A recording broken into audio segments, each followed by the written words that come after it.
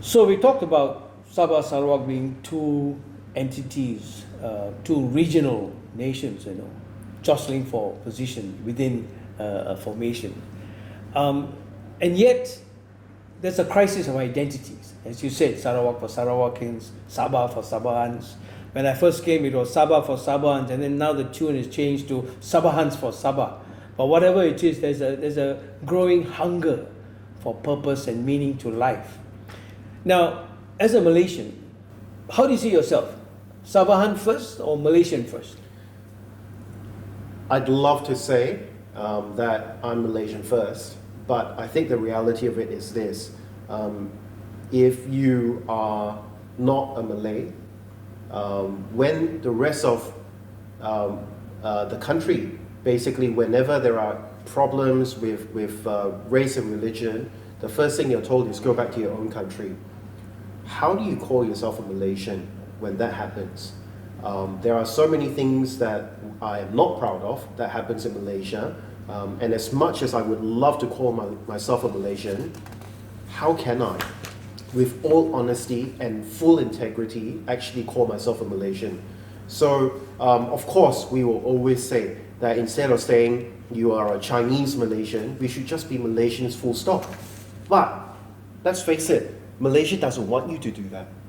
Okay? When Malaysia insists on you filling in the form and ticking whatever race that you're in all these forms, every single form that you go into has got a category for you to put that in, right? How do you then engender this Malaysian people? And when we look at religion, how it's played up in West Malaysia, because let's be honest, when people talk about Malaysia, and how I'm sure you would know because you're from West Malaysia, and when you're dealing with your West Malaysian friends, how often does it slip when they say in Malaysia, when they're over here, right? They will say that. They'll say to you, in Malaysia, things are like this, right? They don't even think of Sabah and Sarawak as part of Malaysia. To a lot of people in Malaysia, right?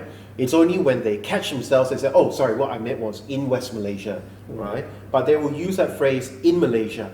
So when I look at religion, how it's played up over there, how at the drop of a coin, you can use race and religion against everything else, when it is completely unconstitutional to do so, but notwithstanding that, they will play it up.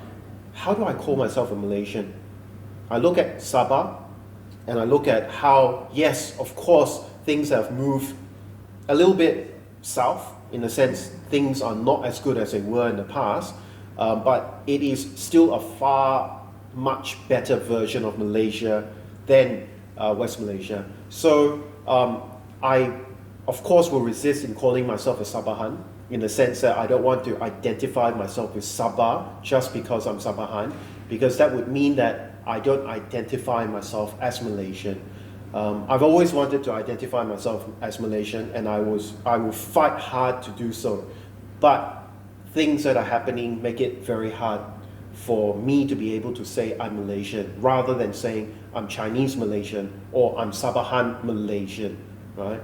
I think the only time Malaysia can move forward is when we can all call ourselves Malaysian without reservation. And that, unfortunately, is a long time coming. I don't see that happening. I mean, I feel for you, because I feel the same way too.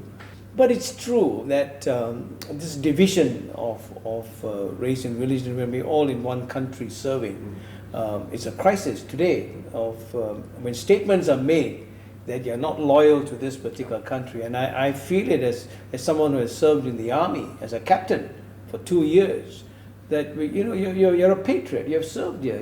I've given 40 years of my life in Sabah as a plastic surgeon. I didn't come here thinking that only a Sabahan. No, I came here as a Malaysian, but I served the people of Sabah, and I feel for you. And I think many feel the same way, but are not outspoken about it. Now, talking about, and this is really the terminology of being fractured, that right in the beginning, when the British brought in all these people, came in here to work. They didn't come here for sun and frolic. They came here to work, to help build this country of what it is today. The whole concept of gratitude. So I want to go into this whole aspect of fault lines, which I talk about, a fractured nation. never been so polarized as it is today.